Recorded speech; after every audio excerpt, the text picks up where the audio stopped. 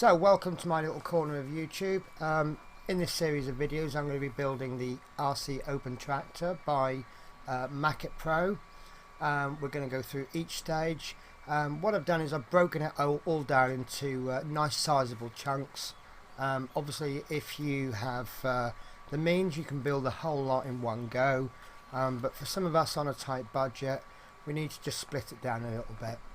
So what I'll do is I'll split this over probably about 30-35 weeks. We'll go through each stage. I'll present any problems that I've found, how I've overcome them, and then hopefully we'll have this awesome tractor at the end. So guys, let's begin. Okay, so the first thing we need to do is to print some files off. Now I will be using Cura for all of my prints, and I'll also be using an Ender 3. All files should work with different slices, but obviously if you're not using Cura you may not understand what I'm doing. I'll try to explain everything. So all files are downloadable from my mini factory. As you can see, I've got them all, various files that I've downloaded. I will go through them once I come to them, but this particular one is the OpenRC Tractor 2019. There is an older version which I have downloaded, but I found I haven't used any of the parts. So for 2019 we need file 2-2019 upper chassis part 2, and we need 2 pieces of 200 2019 diff bracket times 2. You'll find that anything with a file name that's got 2019 has been updated for the new version. So we'll open those. Now, because we need 2 diff brackets, first thing I'm actually going to do, is I personally don't like to print in that direction. So what I'm going to do is I'm just going to lay that flat. This is personal preference, and so that it just prints a little bit better for my printer. And I'm going to just multiply that by 1 because we do need 2 diff brackets, and we'll arrange those, and then we will slice that ready for the print bed. Now my settings, I pretty much use the same constant settings. I have a 0.2 layer height. You will get a spreadsheet that you can download, and Makit does say what settings to use. Obviously they're only optional. I like to use my own settings. I use a 3 wall count. So that gives me a wall width of about 0.6 millimeters, and then I'll use, normally I use no it doesn't, sorry, my bad. A 3 wall count will give me a line thickness of 1.2 millimeters because I'm using a 0.4 nozzle. So I use 6 top layers and 6 bottom layers, which will give me the same top and bottom as the top. You know what, I normally use a lower infill than that, and then I'll use cubic subdivision for my infill, and I use a print temperature 200 and a build temperature of plate temperature of 50. Some of you will say that's rather hot. It's just what seems to work best with my PLA. No support needed. I don't use build plate adhesion. The reason being is that my ender will print a line going up the side, so that eliminates the need for a skirt, and then basically leave it as it is. So that print will take 4 hours and 44 minutes. So next thing we need to do is to buy some what I'm calling electronics. This is bearings and screws. Now I have provided, I've adapted a spreadsheet just to sort of explain when to buy things when. Now normally we only need to buy electronics for that particular week. However, I get all of my electronics from Banggood, and the downside there is that they do take up to 4 weeks to be delivered. That's standard postage. I do always upgrade my postage to up to 9-day delivery. I do pay a premium for that, but that does give me tracked postage. However, I'm going to assume that everyone's buying on standard deliveries. So the first 2 parts that we'll need for this week is, first of all, we need 1 set of differential. and it looks like my computer's going to be slow today. So there we are. This is the it was front diff assembly. It is actually the rear diff. Obviously it's the mechanism we're after, not what it's called. And my computer is going to be a pest today. So once we've got that, we need some bearings. These bearings will be used to house the differential. They'll also be used for other things as well, such as the wheels. So we are going to need 18 of them. So we need to buy 2 packs. Now the size of bearing that we need is 8 by 12 by 3.5. This particular one comes in 2 sizes. We need to make sure we get the 12mm, and we'll need to buy 20 because they come in packs of 10, and obviously we need 18. So we also need to buy some electronics in advance. So we will need DC motor. This will obviously power the tractor, and there we go. So I have chosen the 176 RPM version. You can choose whatever size you want. You may be tempted to go, oh, let's go for a faster motor. Remember guys, this is a tractor. It really doesn't need to go fast. Now I'm under the impression that this is got a good torque level to it. We will be using this same there we go, with big torque, high strength, long working time. So we will be buying another one of these in the future for the dump trailer. So you've got to remember that dump trailer may have some weight behind it. Now this is an optional part. If you can make your own connectors, brilliant. I'm being a little bit lazy and I'm using these JST connectors. Now you do get 10 in a pack. You actually get 20 wires. You get 1 male connector and 1 female connector. The way that you tell the difference is, you see those ones at the bottom, they're called male connectors because they go into the ones that are on the top left. So the next things we will need are some micro servers. Now the ones recommended by Makit are a lot tougher than these ones, but I believe these will suffice fine and they will fit a little bit better. This link I provided is for 6 servos. We only need 3 servos for the tractor. However, we will need another two servos for the trailer later on. So my personal opinion is we may as well buy 6 of them now, and we'll just hold 2 back for later on. Once we've got those, we need some 5 by 10 by 4mm bearings. Unfortunately we do only need the 1, and these do, I believe, come in packs of 10. However, they're not too expensive and you may be able to use them in other projects. Don't forget guys, some bearings are available in other places. There's some nice places based in the UK, and you'll get like 2-day delivery on them. So next we need some servo extension cables. Now these are 30 centimeters, which we were looking at 15 centimeter ones, I think, or maybe we were looking at 60. We'll go through that when we come to it. So there we go, and you get 10 of those in a pack. You only need a few, but to buy 1 or 2 is quite tricky. If you bought these in the UK, by the time you paid the higher postage and the higher price, you may as well have bought 10. So once we've got the servo extensions, now these are optional. These are this is cabling, and this is a very nice cable actually. It's got a really nice nice feeling silicone insulation to it, and it doesn't look like it does want to load that up.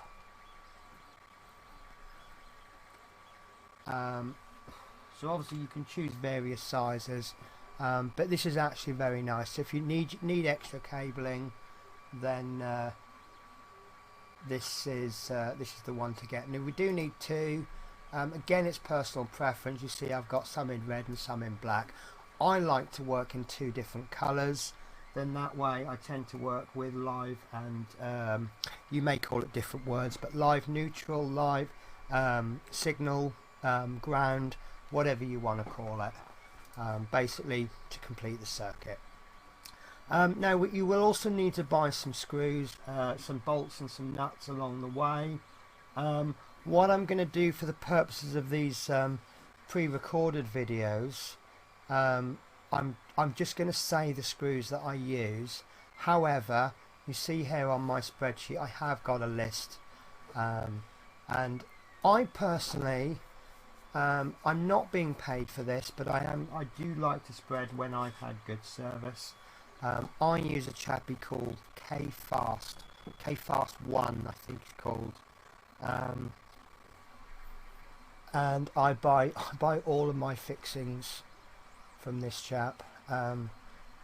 He does quote free postage, and when it says free postage you expect second class slow delivery, but no, they come out usually within 2 days of ordering. They come through, and if you buy an awful lot from him, he will use a courier, and then you just select the size that you want, and how much you want. I buy mine in 50 at a time because the price difference between 4 and 50 really is negligible. You got to remember, when you're buying these, most of your cost is going, let's have a look at one, most of your cost is going into the postage. So you see there 99 pence for 4. If I ramp that up to 50, it's £1.95. It's less than £1 difference for an extra 46. So we've now ordered our electronics for the next 4 weeks. So from video 2 onwards, I will be looking at the parts needed for that current week, and then any electronics needed for 4 weeks time. Okay, so these are my parts for this week. I've got the prints that I've labelled stage 1, because obviously this is stage 1. And here we've got the lower chassis. Now this was in the build videos by Makit Pro, this was printed in black. This will be part of the underside of the tractor. I'm suggesting black. You could also do it in silver. And the next 2 pieces are the diff brackets. Now I've done them in black because then obviously I can put them on the same print bed as the chassis, but it really doesn't matter because by the time you've built it all up you'll never see these anyway, so you could do these in sky blue, pink, or whatever you want. So these are the bearings. Now you see I've got quite a few there. I've been buying them for various things. Now we will need 2 of these. Now before we actually properly begin, because we're going to be playing with the diff, which is a little bit greasy, I'm going to recommend that we put kitchen roll on the table. This will do 2 things. Because the kitchen roll is black, any pieces that we have running around, we will see them. You see there I've popped a nut there. Although you can't see what it is necessarily, you can see there's something there. Secondly, any grease or anything will go onto the kitchen roll rather than spreading all over the place. And then I've got another piece here that I'm just going to use if I want to pick something up, or if I want to wipe my hands, I can do that. So we've got the chassis, we have the 2 diff brackets. Now we're going to need 2 bearings, so I'm just going to get the 2 out. Now these can be a little bit greasy depending on where you got them from. Sometimes you'll get I think they should be greased anyway. Now these are 8 by 12 by 3.5mm bearings, and the reason they're called they're sized the way they are is they are done on a measurement of the inside, which in this case is 8. Then there's a measurement, just bring my camera in a little bit, and then the second measurement is the outside diameter, which is 12mm, and then 3.5 is the thickness of the bearing. So you will never get the first number larger than the second number, obviously. So if you do see, for example, if this is described as a 12 by 8 by 3.5, you'll probably know, your first thought will be, oh, they've got the two figures around the wrong way. So they will go there.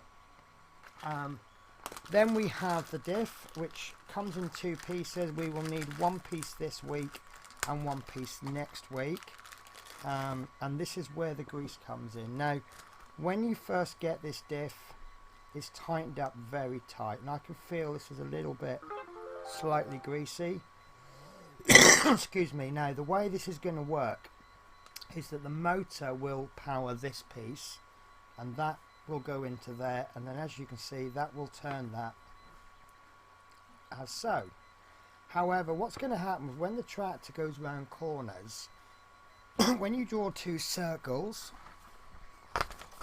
if this represents the tractor, sorry if you can't see that too well, as it goes round the corner, the inside wheel is going to do this as a turning circle, and the outside is going to do that. Now, the total distance travel for the outside wheel is far greater than the inside wheel, but the two wheels are moving at the same speed. So what needs to happen is this inside wheel needs to slow down, and the way it will do that is by slipping. So whereas the outside will go nice and smooth, the inside will kind of go, and that's where the diff comes in. Otherwise, what would happen is one of these wheels would just skid and you'd have loss of control. In something like a tractor, that may not make so much difference because we're talking low speeds, but if we were building like a Formula 1 car, that would make an awful lot of difference. So we will need to adjust this, and you see it's held together by 3 bolts. Just see if I can, I'm having terrible trouble with the lighting. So I do apologise. There we go, that might help. So yeah, we have 3 bolts there which we will need to adjust. We will also need 4 M3 nuts. You see I've just got a little container for them.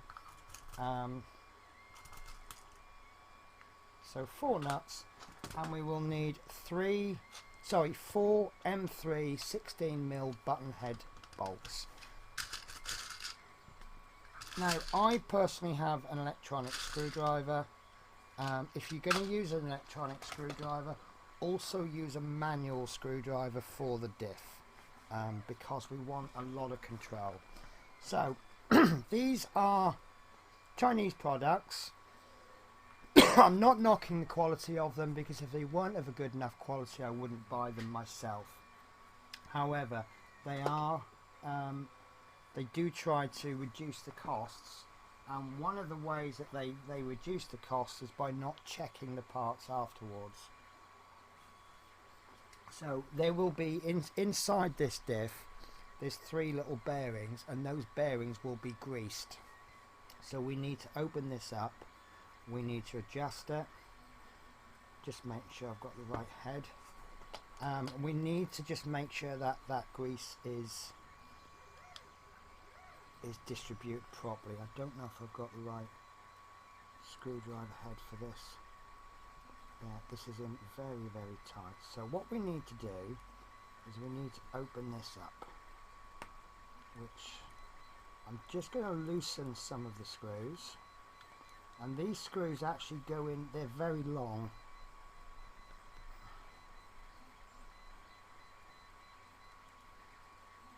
So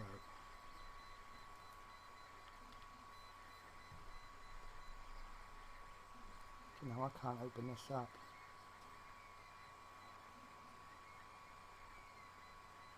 Right, there we go. You can actually open this with an electronic screwdriver if you wish. However, when you're adjusting it, I would not advise it. Right, so there we go. They're starting to come out now. So I'm just loosening off a little bit at a time, because let's say there are cogs in there that are held in together. So now we've opened it a little bit, we can see how the diff works. So this is still not working, so we haven't adjusted it enough. I just hope I haven't got one that doesn't work. You've seen me open the packet, so you know that I've not tested this. So hopefully I can just get this to a point where I can remove the screws with my fingers. And you see it's becoming looser and looser, and there we go. So this is now starting to slip, and it's actually very difficult. That's why it wasn't going. But what will happen is these two axles will slip if needed. Right, so just going to hold this down.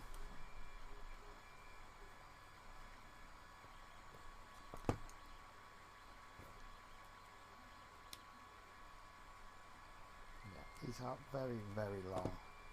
There we go, there's one out. See how long they are, so they are quite difficult to remove. And if you hold this, it's trying to open up as you undo it, because you're giving it more space inside. So keep this clamped down as much as you can. Right, so holding it upright, we're going to remove the top very carefully. There we go. And then we're going to remove this very carefully. And inside there, you may be able to see through. Now this is actually very well greased. This is much better greased than the last one. But what I'm going to do is I'm going to rotate this in here as much as I can. I just want to get those rotating. I'm actually struggling with this, so we'll get this moving around. And all we want to do is we want to distribute that grease evenly. I have done this before, and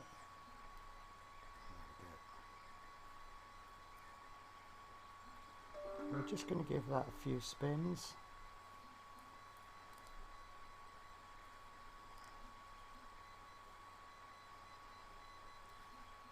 Oops. And then the cogs are falling out, which is exactly what I wanted to avoid.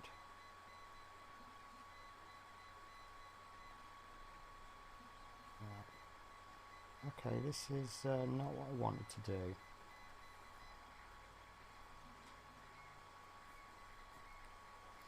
But it's also why I use kitchen roll.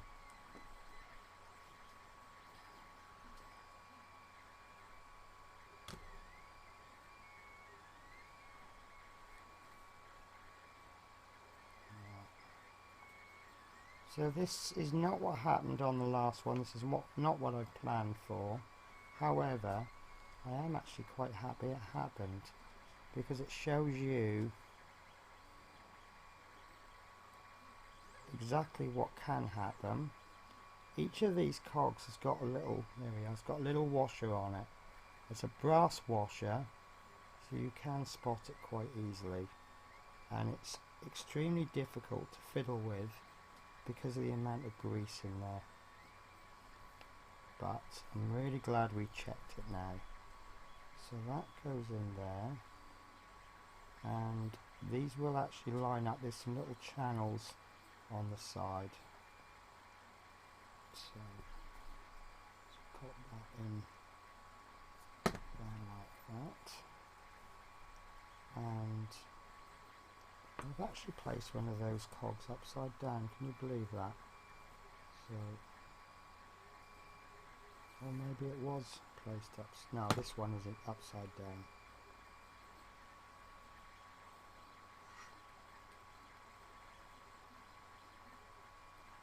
So hopefully when you play with your diff, you won't have the same problem I've just had. However, you can see that if you do have the problem, it is fixable.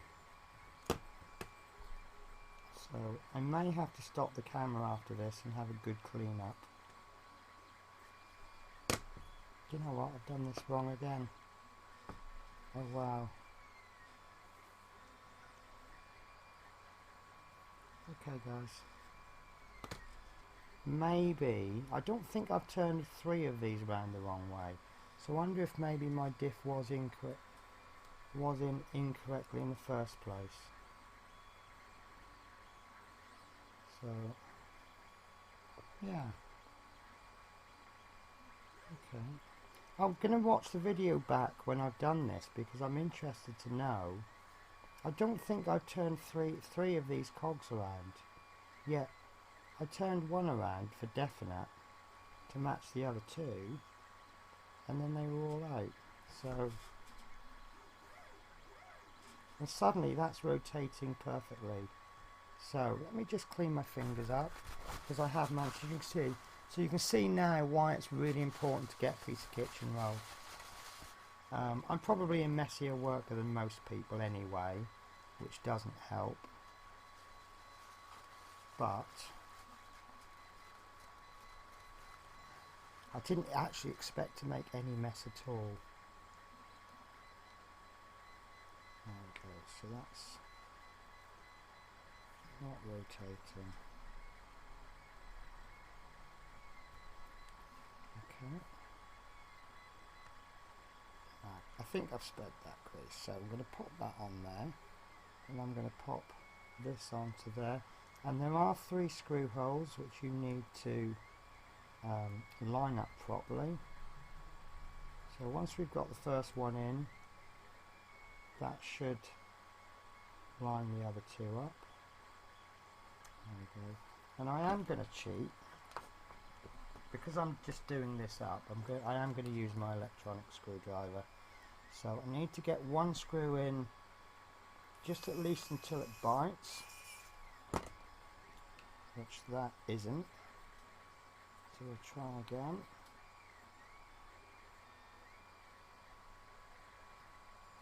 Oh, I really am having a problem here today.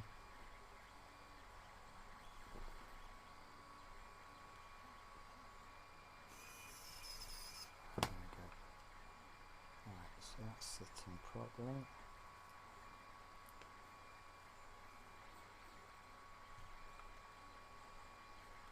It's sitting fine. It jumps out very, very easily.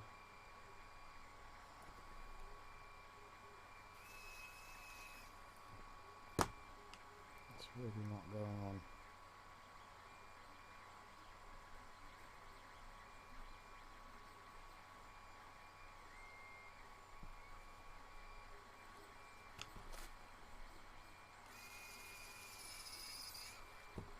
Now that one's gone in at an angle. Right. I may have to do the one thing I hate doing and actually finish this off camera.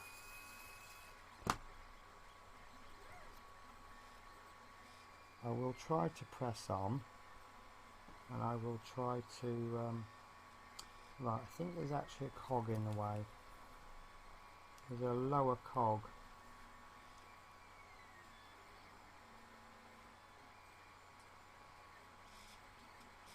No, there isn't, it's just a load of grease. Okay.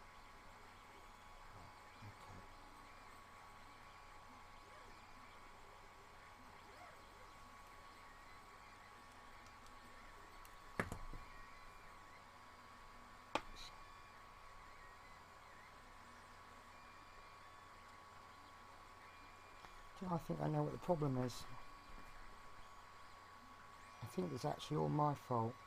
I think what I should have done is these washers should actually go on the outside, not the inside, because it's going to interfere with the cog. So what I should also have done perhaps is just pop a little bit more grease on there, because I'm losing grease on my hands,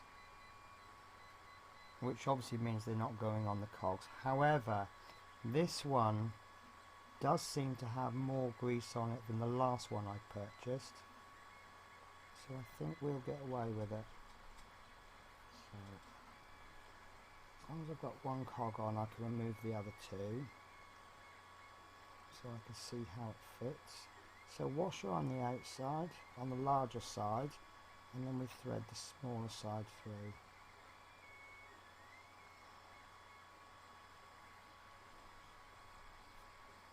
Oh dear, what a mess, eh?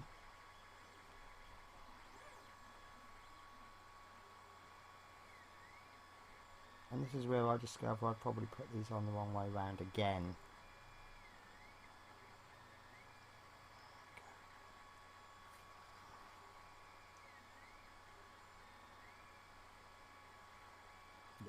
these do stick quite nicely actually.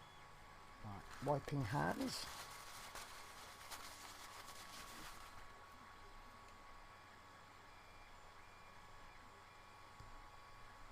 I'm having a bit of trouble down here. I want to try and maintain that. There we are, that's my problem.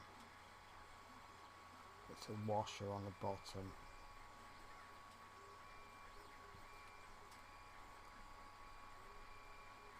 No.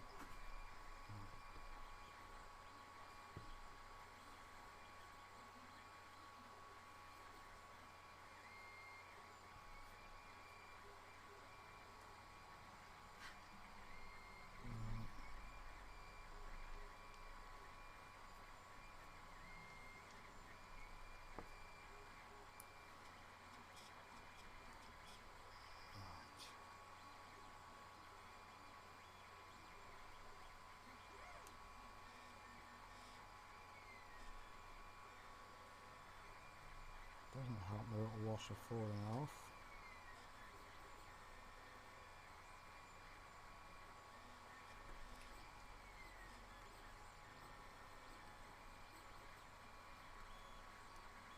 Yeah, that's done it. That's done it. Right. Okay, so that looks a lot neater in there as well.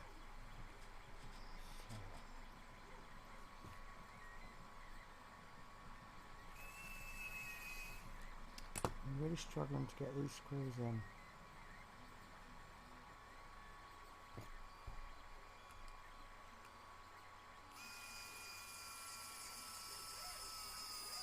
Right, there's one in.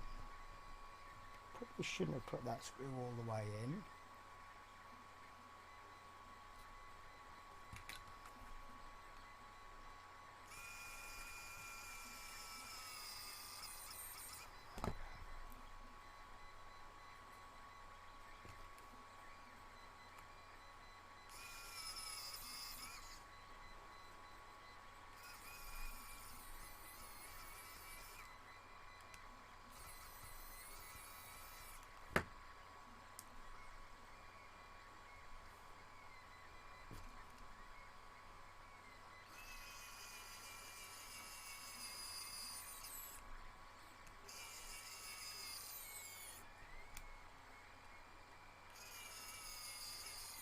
Okay, so that's stiff. I'm now going to switch to my manual screwdriver, and I'm also going to get two other screwdriver bits. This is just going to make my life easier rotating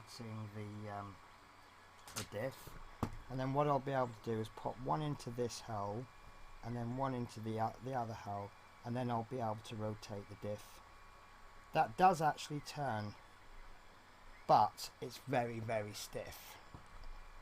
So this is also another way you can work the grease in. So what we'll do is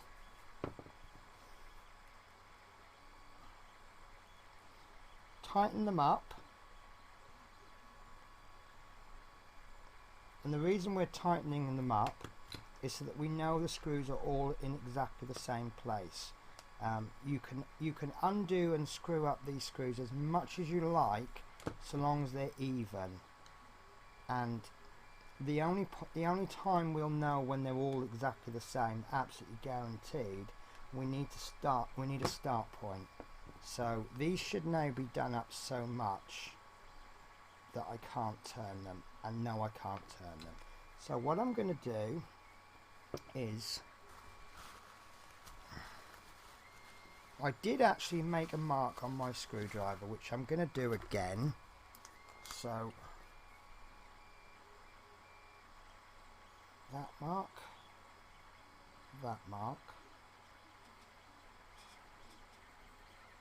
and each of these marks, I don't know if you can see, you won't be able to see them, maybe I should use something like Tipp-Ex. Each of these marks represent 1/4 of a turn. So what I'll do is I will get my screwdriver in, and I can see the mark, and I'm going to rotate that 4 marks, 3, 4, which is 1 full turn. Then I'm going to take the next one, and I'm going to rotate it the same. 1, 2, 3, careful. Now I believe from last time when I did this live, I believe it would take 2 complete turns to get to the amount you want, but I'm still going to use 1 turn at a time. I am struggling here because my fingers are greasy. Right, that's a little bit loose, but not quite enough. So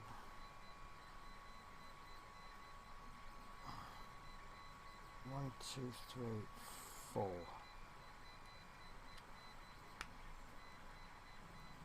3, 4.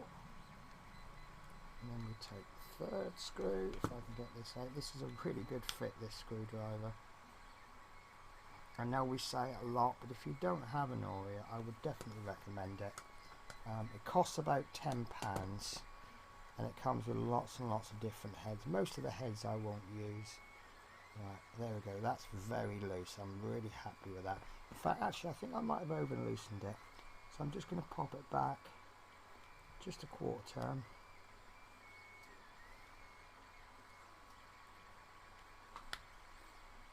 There we go. So really, once you got it working, perhaps you should only there you go, I can move that with my hands. So maybe once you've got it working, perhaps you should only do it 1/4 turns. Right, so the next job we need to do is to set up the diffs, which is going to go here.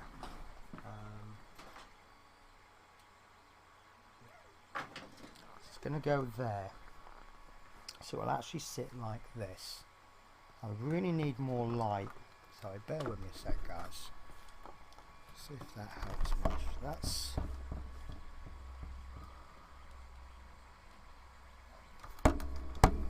this light doesn't seem very bright, does it? So this diff will sit there. It doesn't matter if it sits this way or that way, because they both work the same way. However, I've done mine this way. Now the way we're going to achieve this is with 2 brackets, and these brackets will hold this in place like so. So I really should have used different colours. So what we're going to do, I'm just going to change my screwdriver head ready for the screws. Now these button head screws that I've bought, they require a hexagonal head, but you know, you may find one that needs a posi head or even a flat head. So these, you want these, do you see these little sticky out bits? They need to stick outwards, and then inside here you will be popping a bearing like so. Now you've got a little tiny lip on there, don't know if you can see it. So it's actually, whoops, it's actually bigger on one side and the reason than the other, and the reason for that is, see on this side I can't push the bearing in, but on the other side it goes in. Not only does it go in freely, but it now doesn't fall out. If I was to turn upside down and shake it enough, I can get the bearing out. So this is another reason why it goes in a specific way. It will fall out, but when you've got the diff in there, the diff is pushing both of the bearings out. So if it is loose, perhaps you want to consider not putting the bearing in just yet. Okay guys, I do apologise, I had a little bit of a problem with the camera and it stopped working. So what I've done is I've placed 2 nuts in here. I will go through this again with the other side. And what we're going to do is we actually want these 2 holes. I think I said earlier on to use these. So just pop two screws in, 2 bolts in there. And we want to just screw this in with this little lip pointing outwards, and that will go into there like so. And then all we do is tighten this up. Now you don't want to go really hard, because you can break through the plastic. I find using my particular electronic screwdriver I can tighten it up really tight, but I can't over tighten it. So What we're going to do then is we're going to pop this bearing in. We perhaps did pop it in earlier on, but because it was falling out, we just left it. So I'm still going to leave that out actually. So we need to repeat the process for the other side, but we don't want to fit it. We just want to prepare it. So 2 nuts into the little slit there. Slot, what's the word for it? And that is going in. So I don't know if it was on the cut that I lost, but I did mention about printer tolerances, and you may get a printer with, say, a tolerance of 0.3 mil, 0.03 mil or 0.003 mil, and that's a really good tolerance. However, when you are screwing nuts and things in, it can make all the difference. Right, so we have two bolts ready. We have one bracket, another bracket fitted. We have the diff fitted. So we now need to kind of fit all of this all at once. So we need to place the bearing into there like so. Like I said before, I'm going to fit my bearing diff this way. I really don't think it's going to make a difference. Now what we need to do is we have a little ledge there, and the bearing is going to go around that. So you see that's in like that. Then we're going to take this bearing. Remember, we can only get the bearing in on one side, and that will go in like so. And I've just lost a nut, so still better than losing my marbles though, isn't it? And I don't know if it's deliberate, if I've only just spotted this, but I can only get the nuts in on one side. Right, so this now needs to slide in, and now you can see that the bearings were able to fall out inwards, but because the diff is now there, that's going to hold them in. So we need to get one screw in or bolt as quickly as we can. There we go, and that's just in, that's holding that in place. We'll pop the other bolt in. You know, it's only just put it in just enough to grab, but now this second one we can go all the way, and that's in. So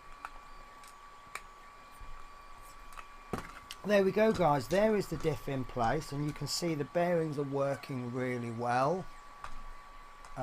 That's really nice. So this is where the back wheels are going to come out. That's a little bit loose. If you have that problem, just take this bracket off. In fact, we will do that. And I had this problem before on another one that I did, and all it is, and this especially happens if you print this upwards, where perhaps my nozzle is a little bit too close to the bottom to the bed, it's actually given a little bit of a squash there. So that means it's not absolutely flat. So instead, and I'm going to exaggerate this, instead of sitting like this, it's actually sitting like this.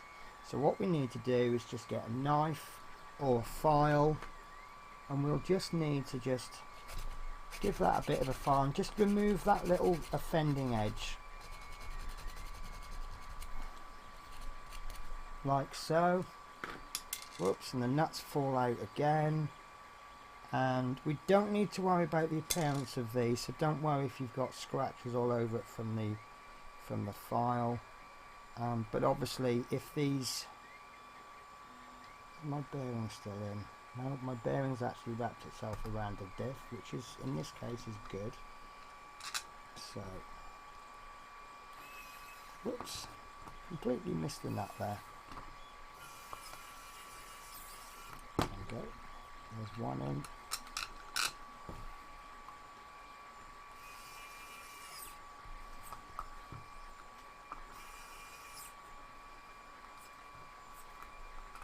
Oops.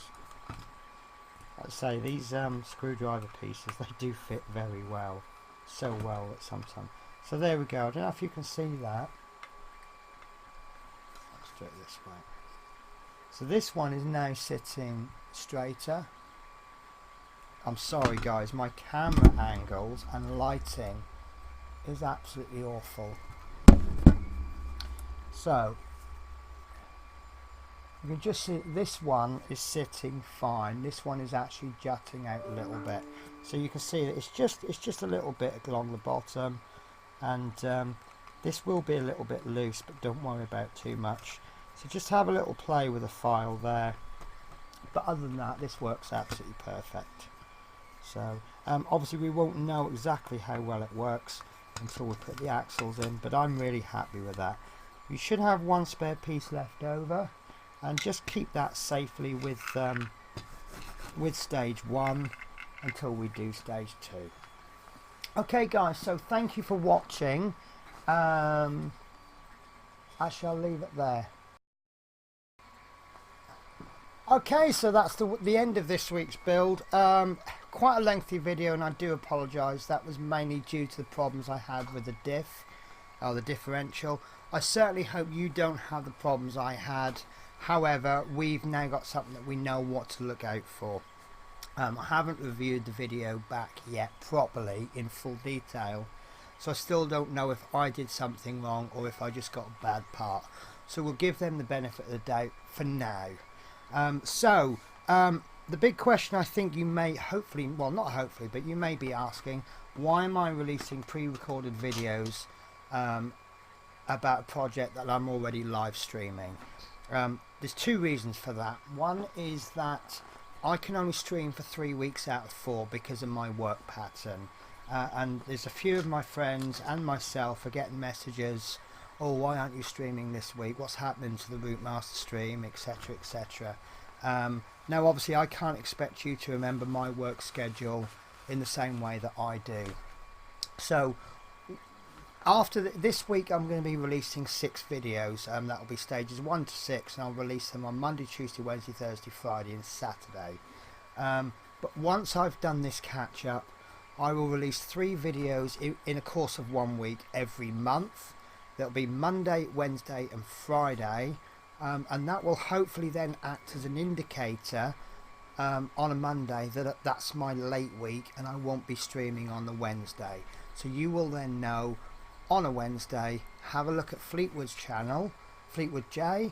His link will be in the description, and he will be doing the live Routemaster build, and then the following week I'll do the catch up and the current issue as best I can, and hopefully you've still got some content to do. The second reason I'm doing these pre-recorded videos is that some people do want to follow along, but they maybe not want to watch a 3-hour video. And that's totally understandable, so I've tried to make a more concise video so we can just get straight in, build it. Of course the downside means I've got to build 2 tractors now, haven't I? Still, 2 tractors, double the fun. So today is Monday. There will be a video coming out tomorrow, but I will still add these reminders on the end, so don't forget guys. Wednesday, my 3D printer just made an odd noise, so hopefully the print will come out fine. So Wednesday I will not be streaming Routemaster live at 8 o'clock. Instead there'll be a pre-recorded video coming out at 6 o'clock, and Fleetwood Thje on his channel will be doing the live Routemaster build, and he usually gathers a few friends together, and it really is a good channel. Please watch it, I urge you. Fridays would normally be Adrian and myself. I'm not 100% sure what's happening. I think my memory is not awesome. If I don't write things down, I forget. I know Adrian is thinking of going over to fortnightly builds now that he's caught up with the Terminator, so he may have a video. It may actually be Horlicks doing some Routemaster. So lots of Routemaster goodness happening this week. Lots of 3D print videos all over the show. So yeah, generally. So in summary, I am happy with the build. Obviously it doesn't look like we produced a lot, but we're producing a lot of groundwork. The main bulk will come out around about stage 3. So I hope you've enjoyed the video as much as I have. I really have enjoyed this. I enjoy your company, and if you haven't done already, if you could just give me a like. It just bumps the videos up so that more people can enjoy the 3D printing. I just want to get out to a wider audience. I want to show people how simple 3D printing can be, how inexpensive it can be. There's some fantastic channels out there where they do these massive builds, and it's very tempting to look at them and go, I could never do all that. Well, in actual fact you can. I'm using, I don't know if you can see them in the background, I'm using a couple of Ender 3s. They're very cheap printers. The quality obviously isn't as good as the high-end printers, but look what I am producing. So yeah, if you can't manage the full-blown builds, I just want to bring it down into smaller, more manageable chunks. Okay guys, so I'll see you in the next video. I hope you have a wonderful time. Take care. Bye bye.